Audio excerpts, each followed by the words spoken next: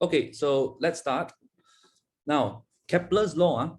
So back to, in many years ago, like about like 2000 years ago. Okay. So all these people, right, they wonder about why the sun rises in the east and then sets in the west. And this repeats for the next day and the next day and the next day. So then they try to seek out answers, right? And the very first philosopher named Ptolemy, okay, this is his name. Okay, Ptolemy. It's a philosopher.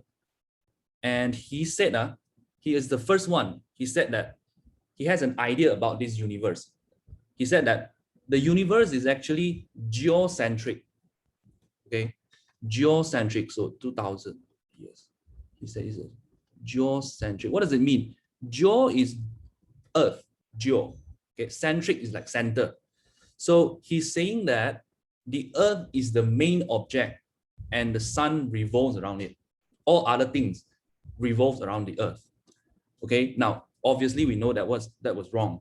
Okay, and then but even though it's wrong, right, but it was the first attempt. It was the first attempt to theorize the motion between stars and planets, and also the forces of attraction between all the celestial body. Now, the correct theory was actually proposed by another person. His name is like Aryabhat.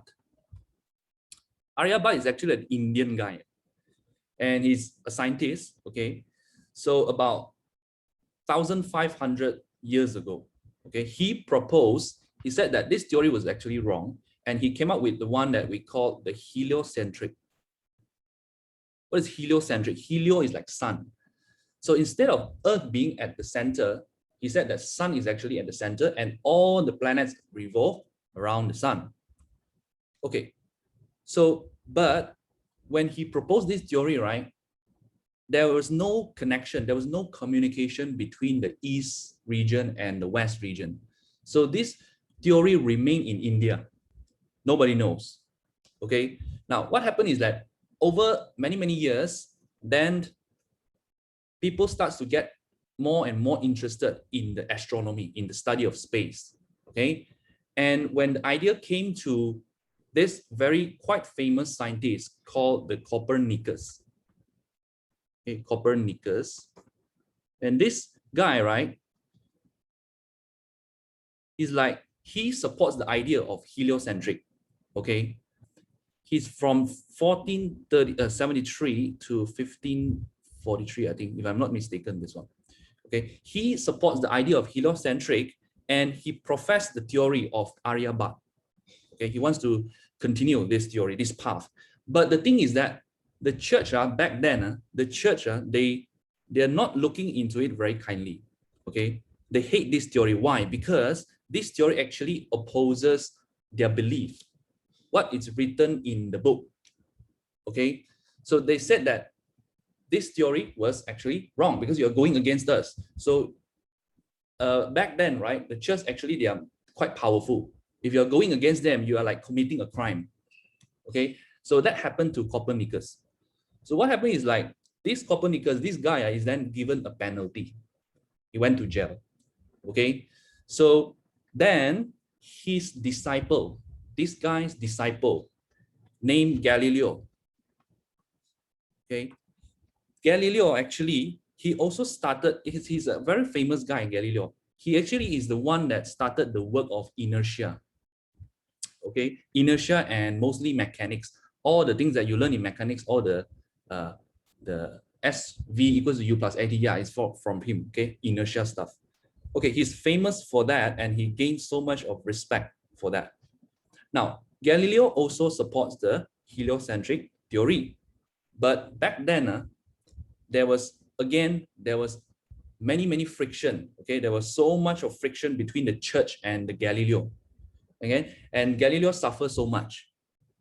Okay, so there's so much torture that he was forced to write a sentence that says it is actually a geocentric. So he has to lie, okay, because he was tortured and he was arrested many times. Okay, Then he made a statement. He says that, okay, actually it is a geocentric, okay, just not to go against the church, right? So what happened is that the last sentence given by Galileo is a very famous sentence. The last sentence given by Galileo is that he says that actually the universe is heliocentric, it's not geocentric. So it's like he's forced to give that statement. Okay. Now, you see, around the year like 1543, around the year 1543, the theory had become like, the theory had come to philosophers and other scientists around the world. Okay, so people start to accept this idea, and it was established, it become established that the sun is at the center and the stars all move around the sun. Okay, but the question is this, the question is, how do each star moves in the universe? Okay, and what is their position? What is the position of each star at a particular instant of time, and the next instant, how it changes? Okay, and what is the time taken for the stars to travel from this point to that point? All of this information, all of this data, there are so many data that you need to collect if you want to come up with a result of what is happening in the universe, in the astronomy. Okay, so all these results, right, were collected by this guy. His name is Tycho Brahe.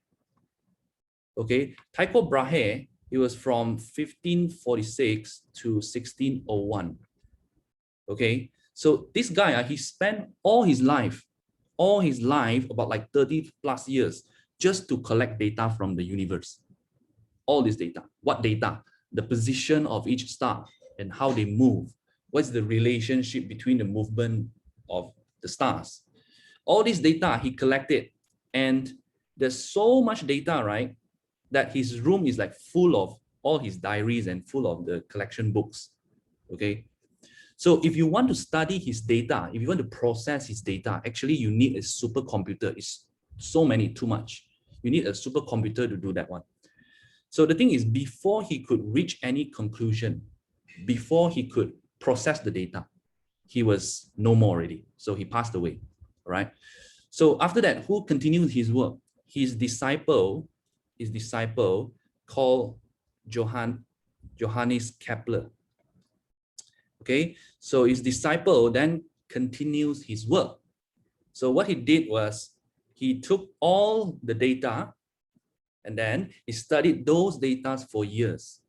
He studied those data for years, and then he successfully succeeded in like summarizing all this data, and he came up with a law of the universe. And in fact, this law was the very first law over 100 years. You see, from Ptolemy, right? From Ptolemy and from Aryabhat, from here to here is what, about 100 years of development, of evolution, of the study of the astronomy.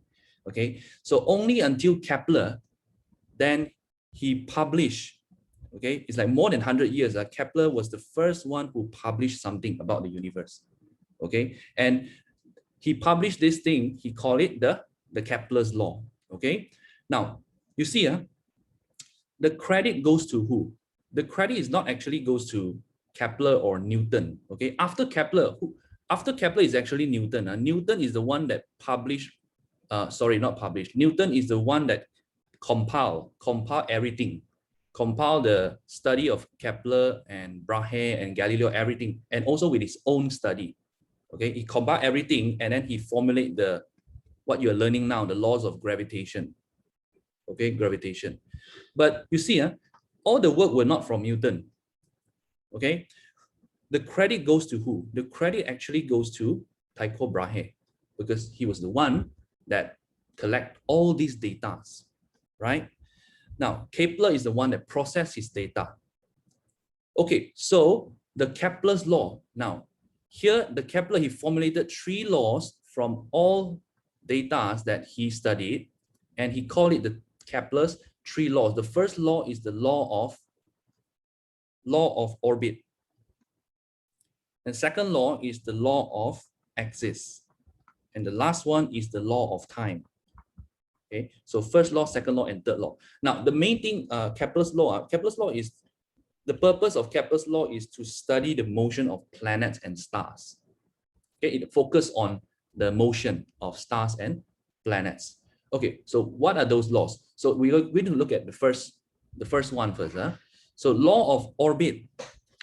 Now, law of orbit, he says that the orbit of the planet is actually not circle, is elliptical. Okay, so here we have an ellipse. It's like a shape of an egg. Ellipse. And ellipse, it has two focus. Like circle has one center, right? So ellipse has two centers, two focus. And focus number one here, focus number two. Okay, he says that the sun is actually located in either one of the focus. Okay, it doesn't matter which one, just either one of the focus. The location of the sun is at the focus. Okay, and if you take any point on the orbit, let's say you take this point here, and you measure the distance from focus number one, R1, and you measure the distance from focus number two, R2, you add these two distance, R1 plus R2, you will get a constant value. A constant value, so meaning that if you compare to other position, like here, you measure again R1, and you measure here R2, it is the same value as this one. Okay, so it's a constant, it's the same value, regardless of the point. No matter where you measure from, you measure from here, you take the R1, R2, still you add it up, you will get the same constant, it's the same value. Okay, so using this one, he's able to plot all the points and see the shape of the orbit. Okay, then he concluded that the orbit is actually not perfect circle, it is elliptical. Okay, it is a little bit elliptic. Okay, so first law, it states what? First law, it states that the orbit, let me write this down here. The orbit of planets around the sun is in the shape of ellipse. And the sun is at any one focus of this ellipse. That's Kepler, law number one. There's no calculation, no stuff, just concept. Okay, just concept. So this is Kepler's law number one. Now, Kepler's law number two. Kepler's law number two, he says that, okay, here is your elliptical orbit. Let's say the sun is here. Here. Okay, now, suppose that the position of the Earth is over here. Initially it's here. Now, after one day, say it moves to here. After one day, it moves here. So this area here, I can measure this area. This is the area swept by the Earth as it moves along its orbit, right? And this one I can call R1, the radius of the first focus. And here it moves at a certain velocity v. Now, at other times, when the Earth is here, R1, again, from here to here, R1, and in the same period of time, one day, it moves this much until here. What he noticed is that the area swept by the same period of time, okay, the area swept by the Earth in the same period of time, one day and one day, is actually equal. Okay, so meaning that the area here, A1, is equals to the area here, A2, provided the time is the same, one day, one day. Okay, so A1 equals to A2, we can say that area, okay, you can easily calculate this area, assuming that this is triangle. I can take half base times height, right? So the base is the V. V is actually distance over time. But we can use the V in this case is because the V for both, the time for both are the same. 1 day, 1 day. So I can just write V here times into the height. Okay, radius. The radius equals to half also V times radius. Okay, or the distance. You cancel off this one, these two, you get what? V1. Okay, this is V1 R1, this is V2 R2, right? So you get V1 over V2 equals to R2 over R1. What does this tell you? This tells you that the relationship between the velocity and the distance, they are inversely proportional. So I can write V in general, V is inversely proportional to the radius, the distance here. Okay, meaning that if the radius is small, then the planet would speed up. If the radius, if it is closer to the sun, then the speed of the planet orbiting around it will increase. Why it will increase? If you think of it, you can think of it like this, okay? Provided the same, because it has to maintain the same area, right? For the same time interval, it has to maintain the same area. So if here is longer from the sun, is further out, so the area definitely is going to be bigger, right? So for the same, to maintain the same area, it has to move slower. Otherwise, it would cover a bigger area. Okay, I repeat, to maintain the same area, it has to slow down because here is too far away from the sun, so it has to slow down, so it's swept through a much less area. Okay, this one. Okay, so how do you define Kepler's law number 2? This one I can say the planet, let me write this down here. When planet moves in orbit, the radius vector sweeps equal area in equal interval of time. Okay, when planet moves in orbit, the radius vector sweeps equal area in equal interval of time.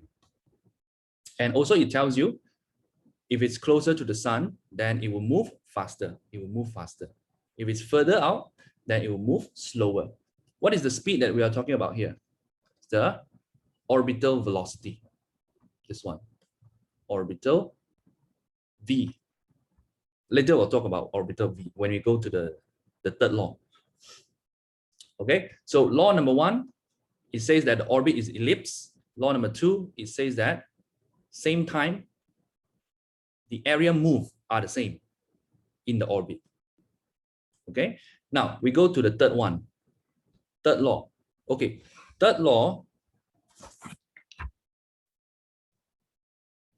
like this. Let's say the sun here. If the Earth, the orbit of the Earth, and then the next planet, okay, Mars.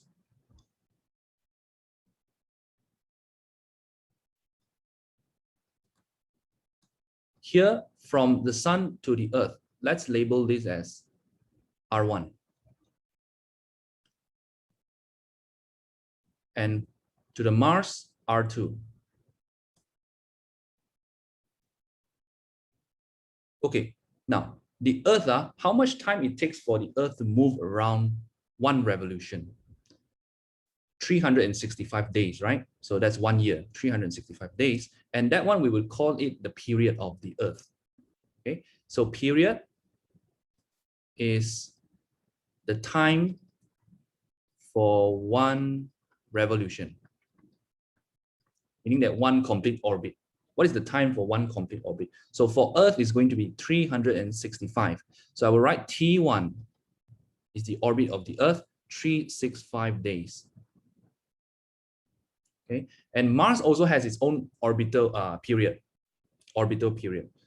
Okay, so Mars is about like 687. I'll call this T2. And the orbital period of Mars is 687 days, meaning that to make one orbit, full orbit, is 687 days. Okay, so the third law, Kepler's third law, he says what? He says that T1 divided by T2, if you take the square of it, what do we call this? This is like the ratio of the square of the periods, okay, is equal to the ratio of the cube of the distance. Basically, this is what it means. T1 over T2 square equals to R1 over R2 cube. This is Kepler's third law. If you want to define it, how do we define it? The ratio of squares of periods of any two objects revolving around the sun is equal to the ratio of the cubes of their mean distances from the sun.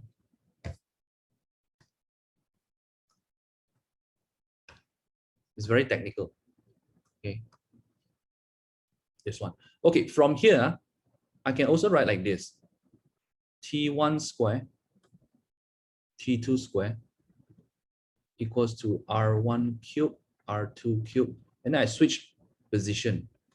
So I get R1 cube over T1 square equals to R2 cube over T2 square. This one, right? And this is equals to constant.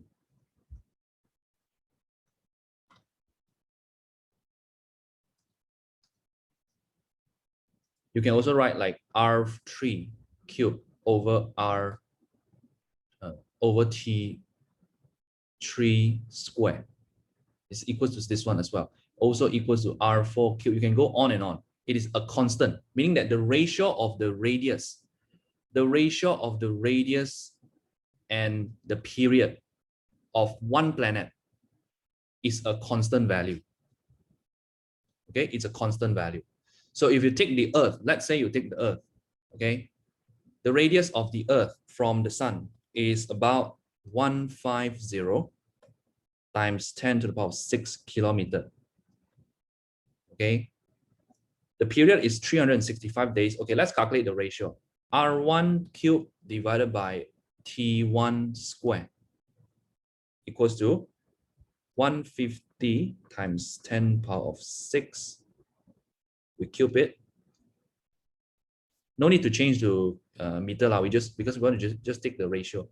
Okay, divided by 365 square. What you get? You get 2.53 times 10 to the power of 19. And this value is a constant. So meaning that it is true for all other planets. If you take another planet, Mars, okay, take Mars. You calculate the ratio of its radius and its orbit period. So we take R2 cube divided by T2 cube, T2 square, equals to 228. The radius of the Mars from the sun is about 228 times 10 to the power of 6 cube. All these values given, it will be given, don't worry, it will be given to you one. Okay, 228 times 10 power of 6 divided by the period of Mars. So one revolution is 687 days, right? So we put 687, we square it. You get what? You calculate this, you get 2.51 times 10 power of 19. It's the same value here. Okay, so we can say that the ratio of the cube of the radius to the square of the orbital period, which is this one lah, R1 cube and T1 cube, is the same for all and every planet. Okay, you calculate the ratio for each planet, you will get the same value. So that is the Kepler's third law. Kepler's third law. And also Kepler's third law actually allows us to calculate the mass of the sun or the mass of the center object. Not only the sun, if you are talking about like satellite orbiting Earth, you can use the same formula to calculate the mass of the Earth, okay, the mass of the central object. Okay, for example, if you want to calculate the mass of the sun, okay, from our previous formula, Fg equals to Fc. Anybody remember this? The gravitational force is equals to the centripetal, right? Centripetal force.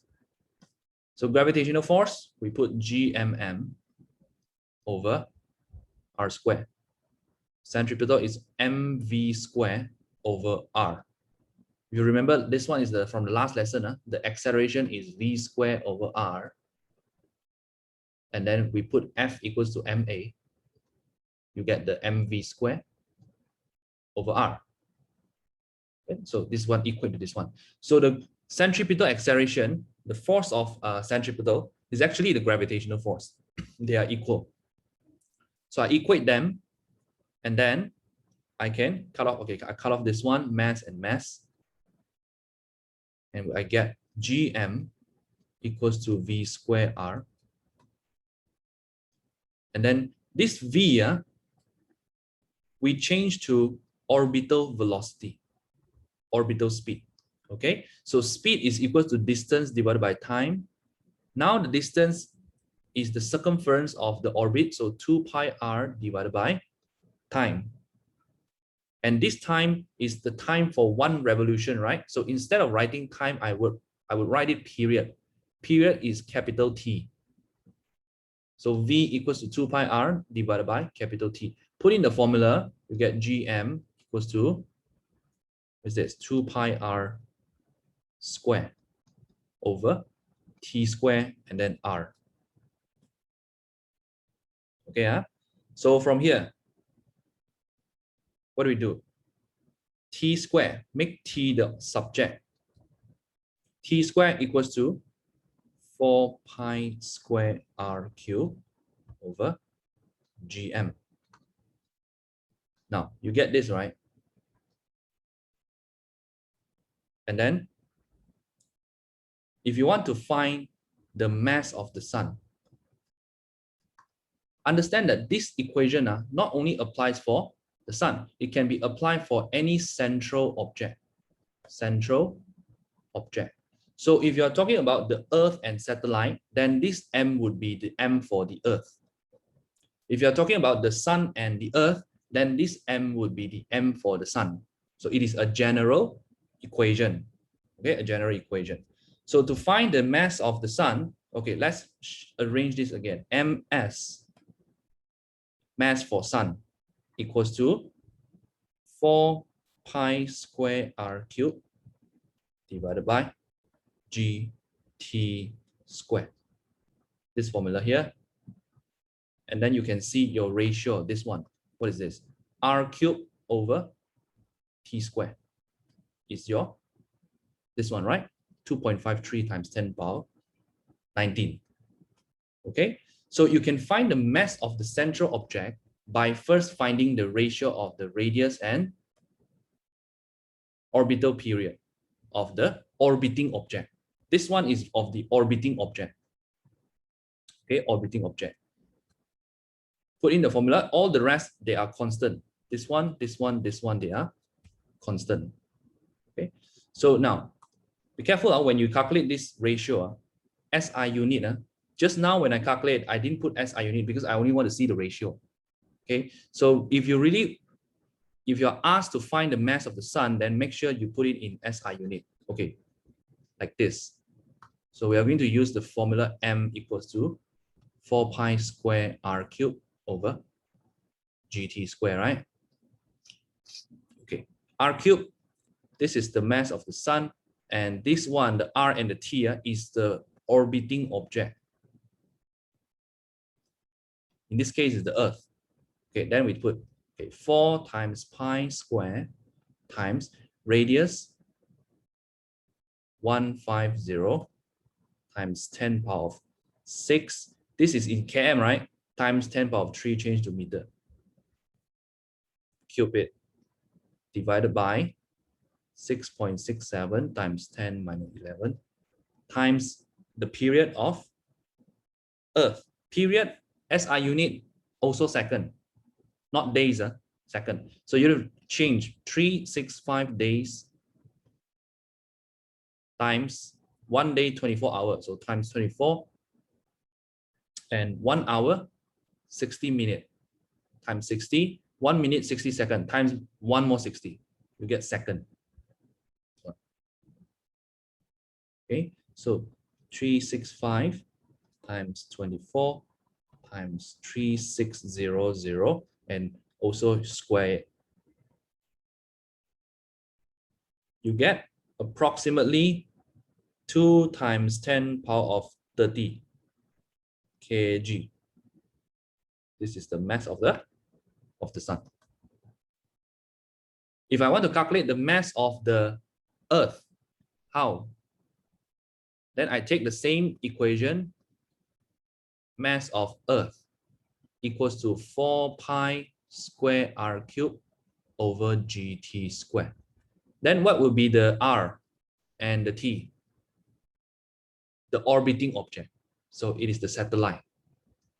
The distance of the satellite from the Earth, that is the r. And the period of the satellite, how much time it takes for the satellite to go 1 round, that will be the t. Substitute in the formula, you get the mass of the Earth.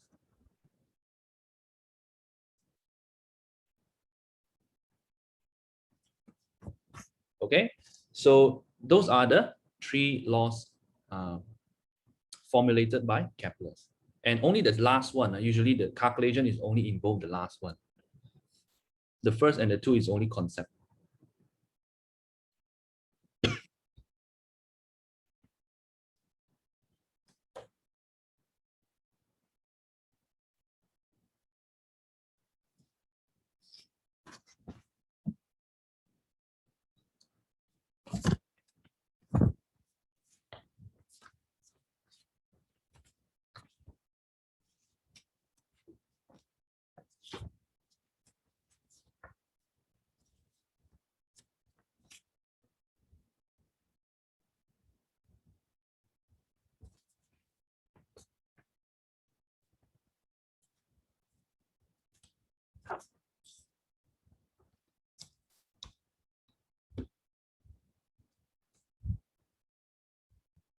Okay, so I'll send you the Kepler's exercise also, and you can continue your exercise. It's almost time also, 5 more minutes.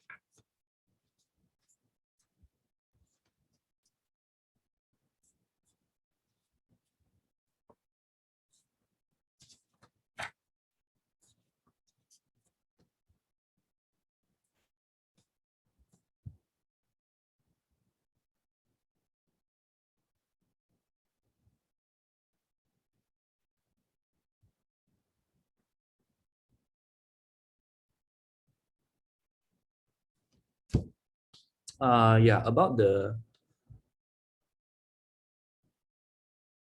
formula that you need to use in the calculation is this one.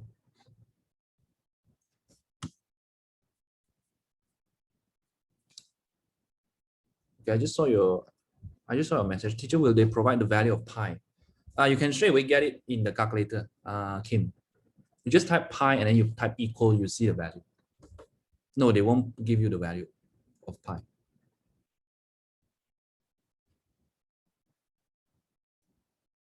Yeah. Okay, the formula that you're going to need, this one. Oh, sorry. Okay, this one. Usually how they ask you the question, they will give you like the period and the radius of one planet, and they ask you to calculate the radius of another planet. Okay, so you need to use this equation in your calculation, and also you might need to use this one, the mass to calculate the mass of the central object in an orbit. Okay, so I don't recommend like just pure memorize the formula. So you need to know where does the formula come from. Okay, so you understand how did it came about. It's easier for you. So even though if you suddenly like you forgot about the formula, then you can still derive it. Okay, as long as you remember what is this, Fg equals to Fc. Okay, you remember this, you can derive this M.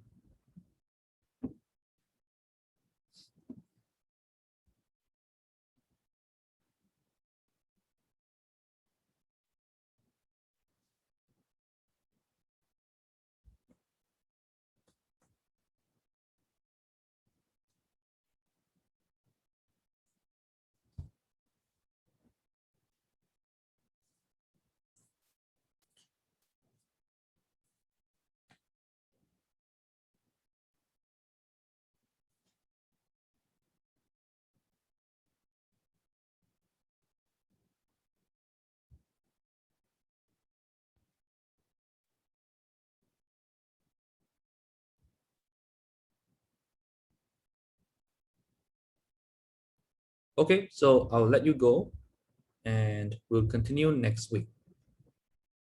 I'll see you next week. Bye-bye. Bye, teacher. Bye-bye.